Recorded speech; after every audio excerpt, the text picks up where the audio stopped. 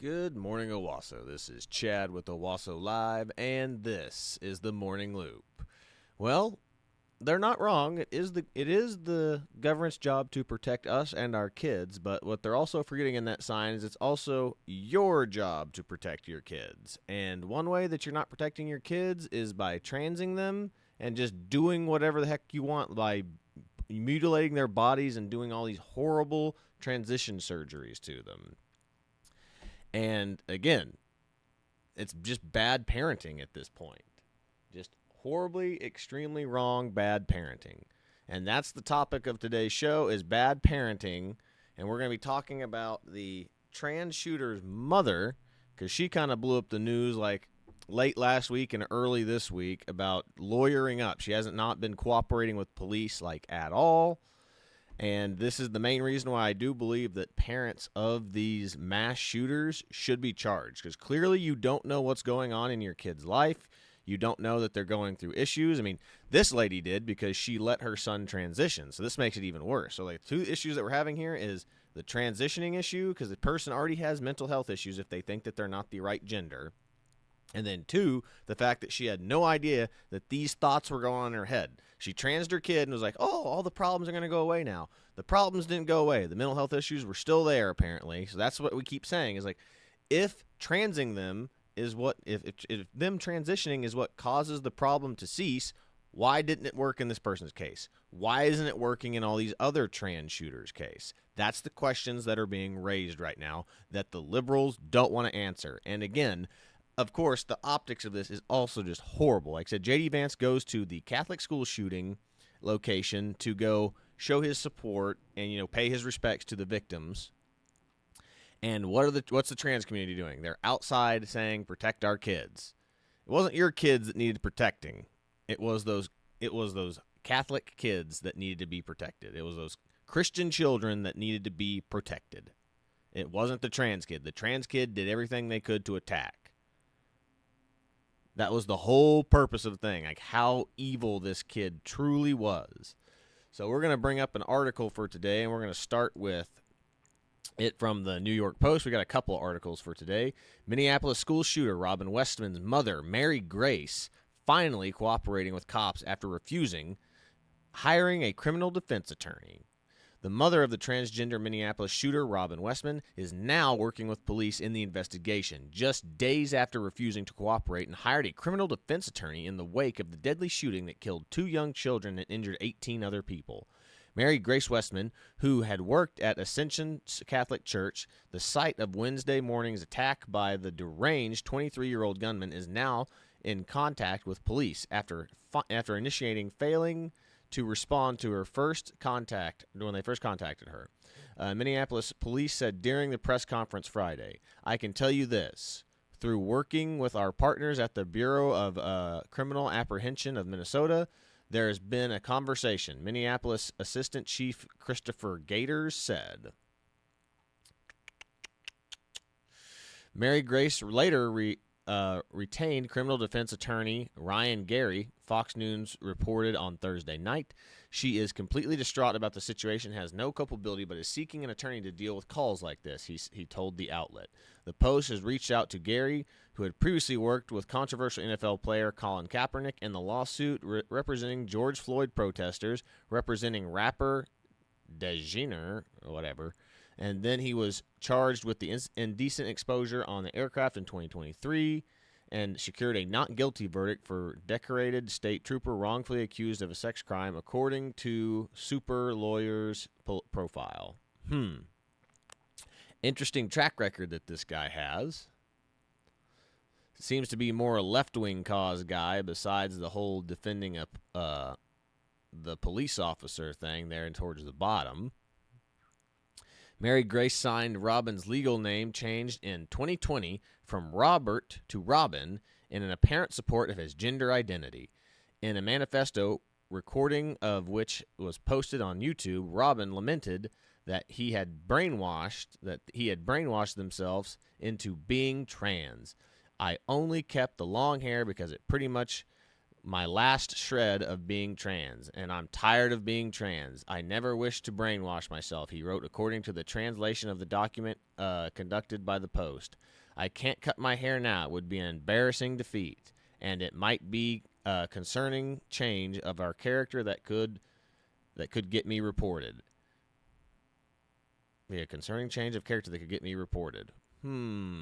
So he was afraid of the backlash he would receive from the trans community about detransitioning. Wow. Who would have guessed that the trans community would bully people who are detransitioning and say, hey, this is actually a really bad idea? That doesn't happen. Well, actually, as we've seen from the PragerU documentary Detransitioning, it actually happens all the time. Trans community will literally attack you if you become a detransitioner and speak out against transitioning surgeries. It's just always gets in my way. I will probably chop it off the day of the attack, he wrote. I regret being trans. I wish I was a girl. I just know I can't achieve that body with the technology we have today. I also can't afford that, Robin wrote. Mary Grace worked as a secretary at the Annunciation for 5 years until she retired in 2021, according to the church website.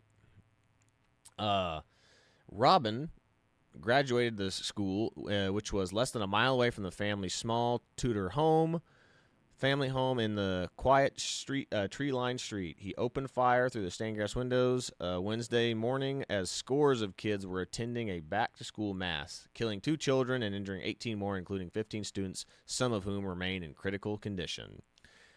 So, yeah, the mom immediately lawyered up because she was terrified that she was going to get in trouble, which she should get in trouble. Parents should be held somewhat culpable for their kids' actions because this lady allowed this kid to transition, and he still didn't feel right. So clearly the transitioning doesn't help.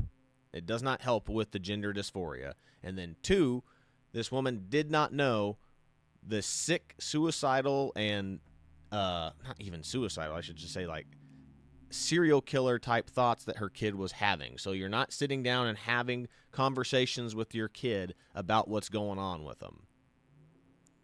So bad parenting all around here. Absolutely awful. Again, being a good parent isn't giving your children everything that they want.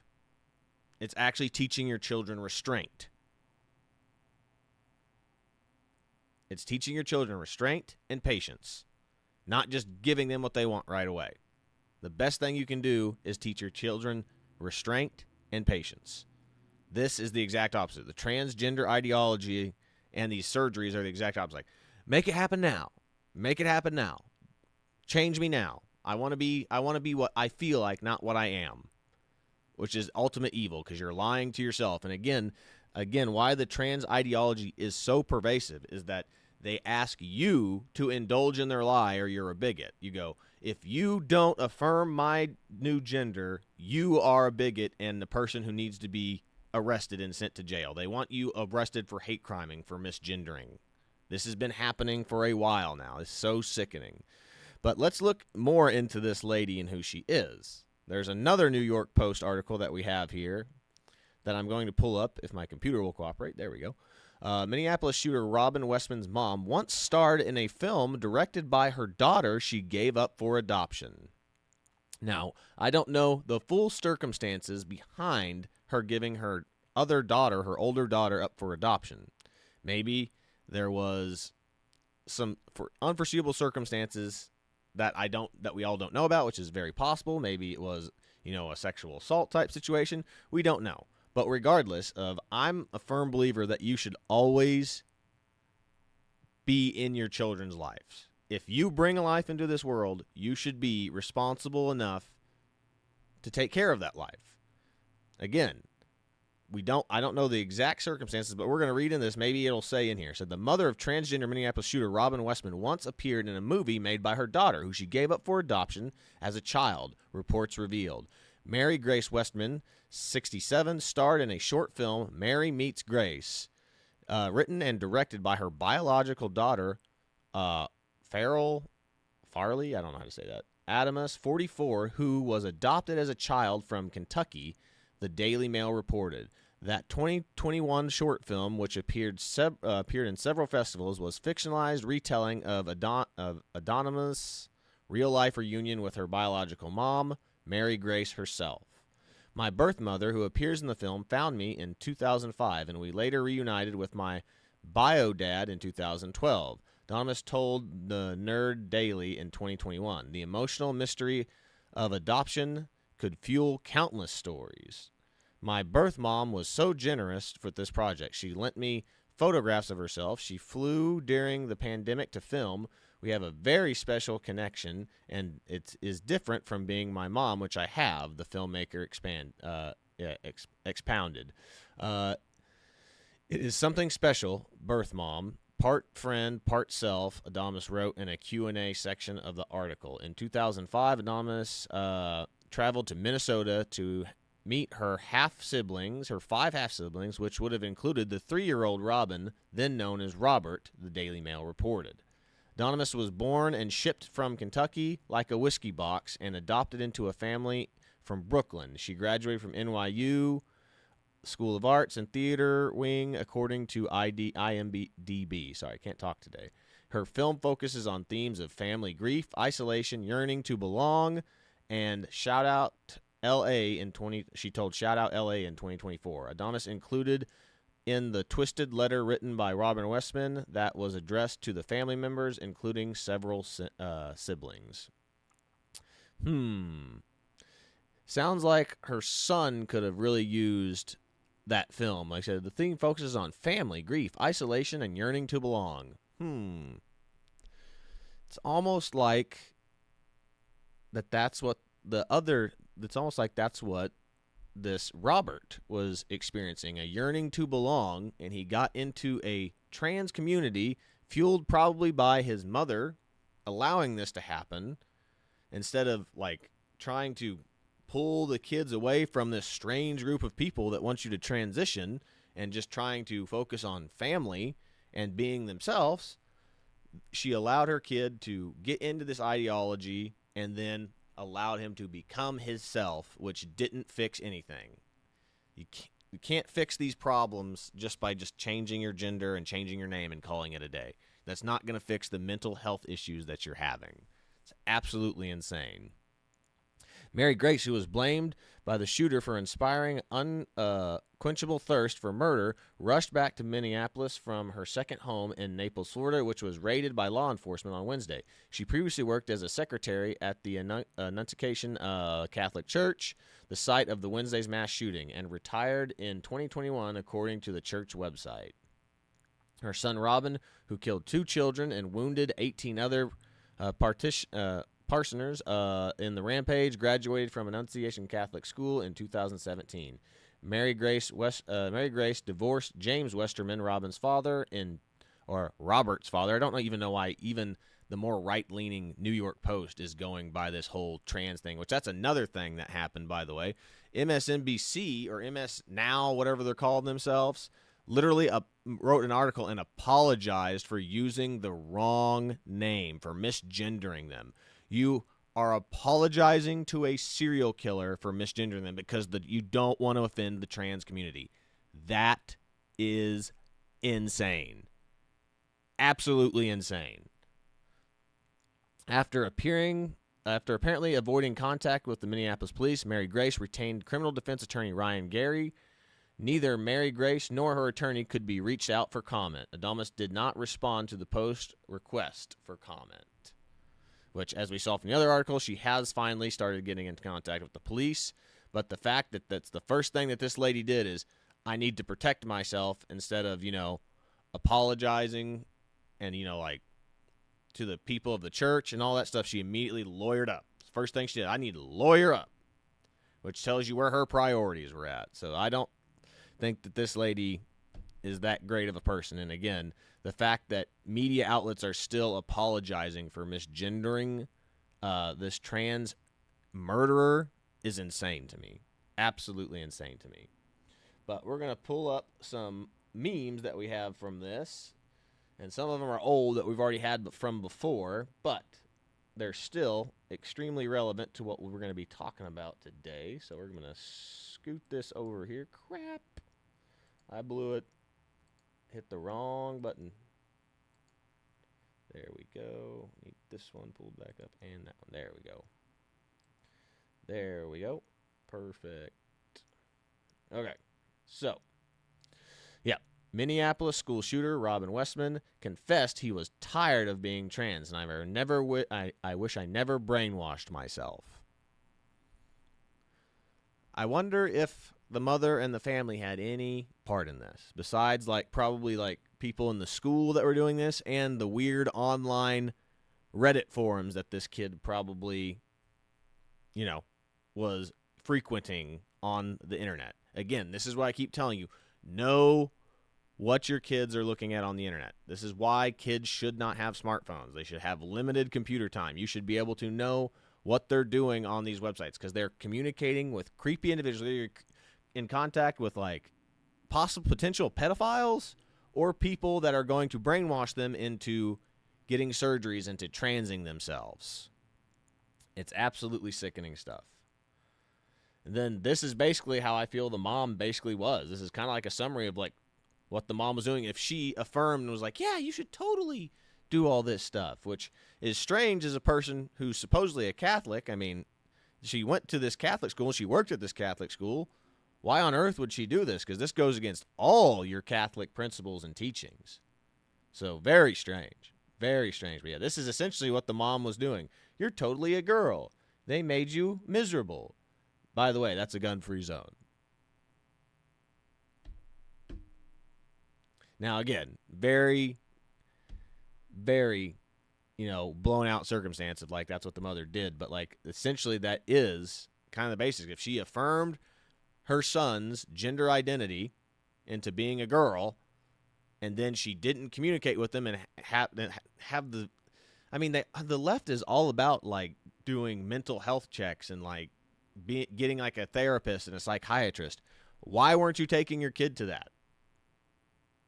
Why is it that, that's another thing I want to know too is why are they immediately going to, hey, you like to dress as, you like to wear boys' clothes, therefore you must want to be the other gender or vice versa.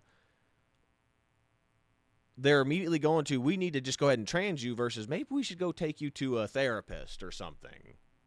Or get you offline or whatever. No, they just immediately go, nope, get the surgery. Chop it off. Chop them off. Crazy stuff. Absolutely crazy stuff. And again, this right here just floors me. It's the percentage of U.S. adults identifying as trans. There's nothing natural about this. 100%. 100%. Look at that increase around 2020. Just shoots up. And again, if we're supposedly in a birth decline or a birth stagnation or birth decline, transing people and people being gay are the last thing we need right now. We need people having kids. We need people getting married and having kids. Mass shooting rates by demographic, 2015 to 2025. Trans male, trans female are the two highest. Who would have guessed? Who would have guessed? Then, of course, again, actually, the First Amendment lets me desecrate any flag I want until it's the pride flag. Which I still love that. Stone Tosses comics are great. Absolutely love it. Student, I would like to learn a trade in how to do taxes. Public school system. America is evil and some men have periods. That's the education system now. And you're wondering why people are the public school system is not so great right now. So we're in a weird place. We are in a weird place in society right now. Hey, work computer. There we go. All right. Now this one's fun because old Gavin Newsom went on the Sean Ryan podcast and said that he had never, no one in his administration had ever used the word Latinx. Well, PragerU went and found the receipts about that, and I was almost 100% positive I had heard him say the word Latinx several times. But again, it's it's one of those things. This is what we talk about is everyone forgets. No one's going to remember what somebody said in an interview 5-6 years ago. But thank God for the internet, and internet autists that have nothing better to do than to go look up what lies some politicians have said. So let's check out what Gavin Newsom has to say. By the way, not one person ever in my office has ever used the word Latinx. So can we finally put that to bed? We did find somebody who used it repeatedly in his office. Let's take a listen to this. I hope we can really paint a picture in terms of our consciousness of how impactful this has been on the Latinx community. Latinx community, the Latinx and Black communities. You've got politicians that are banning not assault rifles, but the word Latinx. They're not even serious. It is all created by the left, lest they do what? Lest they give a gender to the word describing a Latin person, Latino or Latina. But that's the way Spanish is made. Spanish is male and female. There's nothing you can do about it. Latinx is absurd. By the way, not one person. Yep. Spanish is a gendered language. And they're trying to get rid of that. The left has to change the world. Instead of trying to change themselves and better themselves, they mean like, you have to change. The world has to change to fit me, not the other way around. It's like, that's the most self-centered thing that you could do, which is why the trans ideology is so, again, pervasive and evil, too. It's saying the world has to change for me. I don't have to change for the world.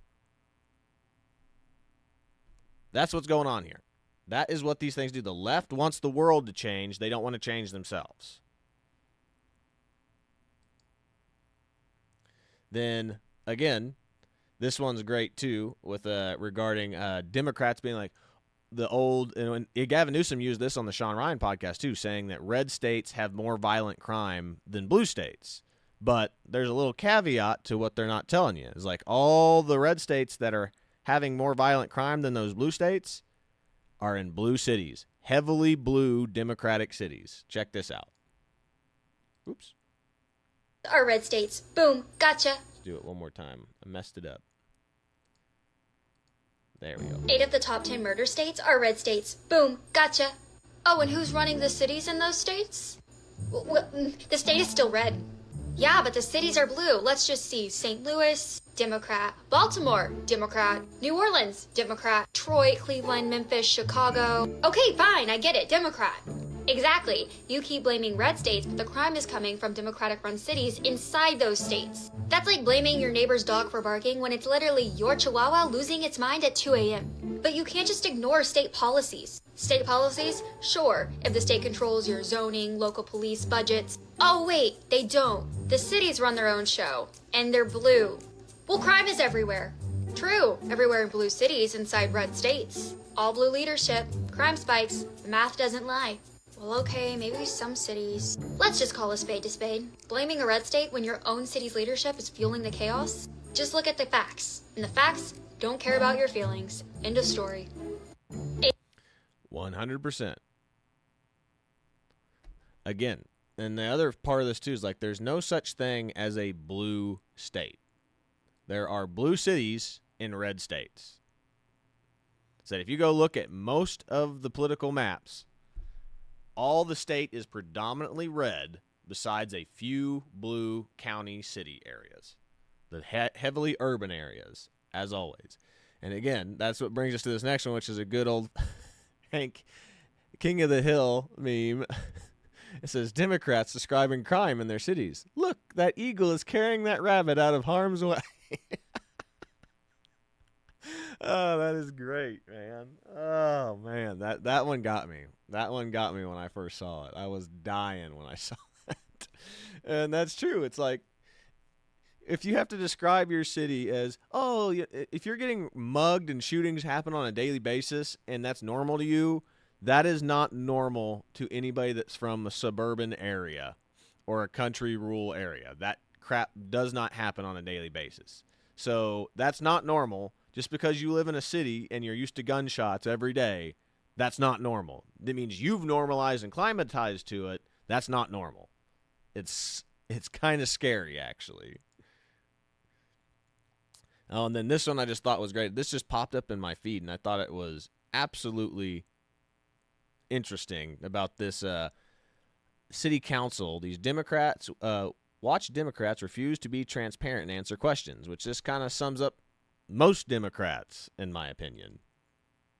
Drew the maps. It's a very simple question. Names, preferably. Assembly did it. Okay, I'm in the assembly and I did not draw these maps. So I'm asking, who drew these maps? The legislature drew the maps. Who specifically in the The legislature? legislature drew the maps. This is transparency that we don't get to know who drew the The maps. legislature drew the maps. So you wrote the maps or helped write the maps. The team Leadership did. team. I didn't personally write the maps. So then there you go. She's in leadership and she just said she didn't write the maps. She was part of the leadership. How long have you seen the language in this bill? When did you first get it? Because I did not get it till yesterday. So how much time did you have?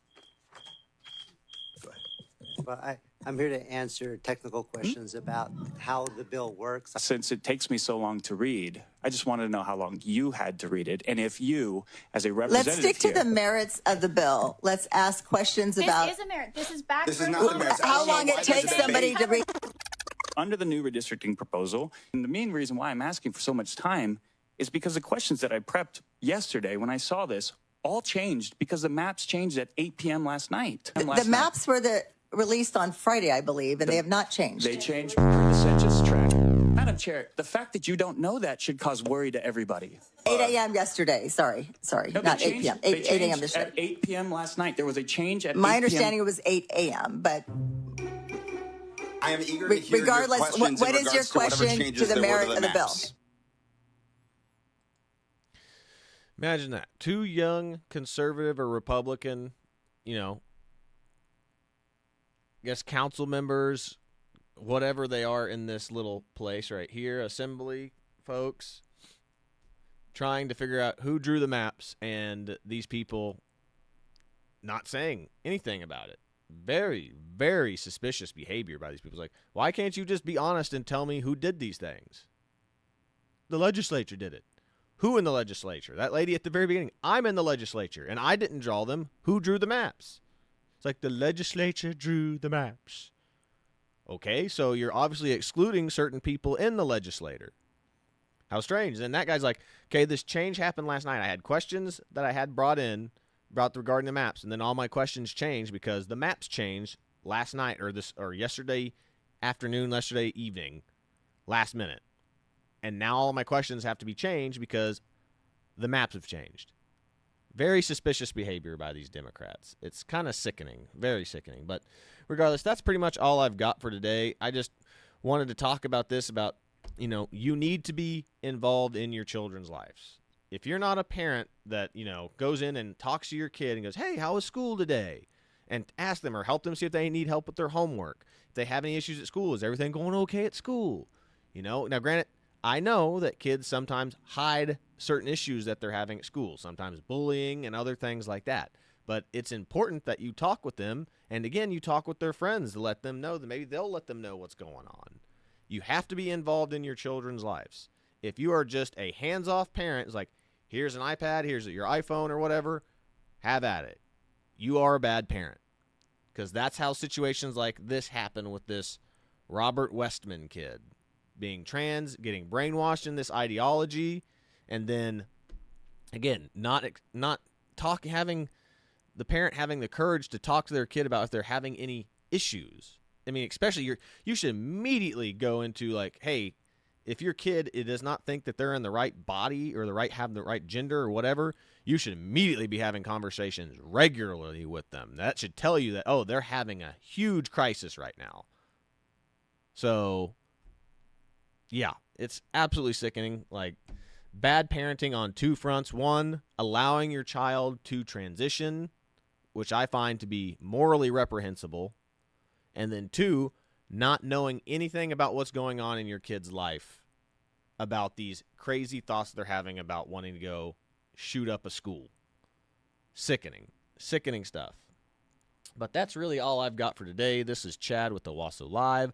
This was The Morning Loop. Be sure to like, share, and subscribe so you too can stay in the loop. But that's pretty much all I've got for today. I'm going to play us out with a very sad video of one of the kids that I didn't get to show last time during the actual event, of the kid that is talking about his friend covering his body. And just like the bravery of children are literally having to be braver than adults now. Like covering, like he jumps on top of his friend to protect him with his body. That is true bravery, and we're asking children to do this now versus, you know, people being good parents and whatever else. It's truly, truly sickening stuff, but I'm just going to play us out with this. I will catch you all on the next one. I'll see you tomorrow, everybody. What happened with him? Is he okay? Yeah, I think he's gonna be okay. And then my friend, he was like laying on top of me, like making sure I was safe, and he got hit. So that was really brave of him. And you have a nick on your neck? Yeah, that was, I don't even know what it's from. Kind of looks like debris or something. But that came from during this? Yeah. How are you feeling? You seem pretty put together here, but it's got to be tough. Yeah, I'm just like confused. What happened with him? Is he